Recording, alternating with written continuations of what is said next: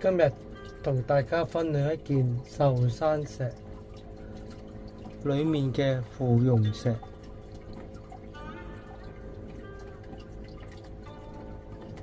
題材係吻，單指一個吻。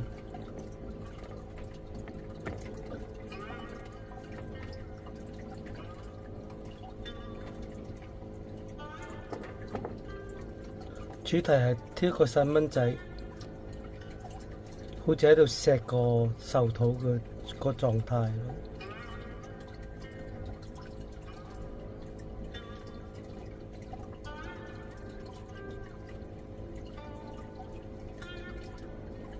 其實呢種做到咁嘅造型，都可以話童子獻壽啊，諸如此類都得。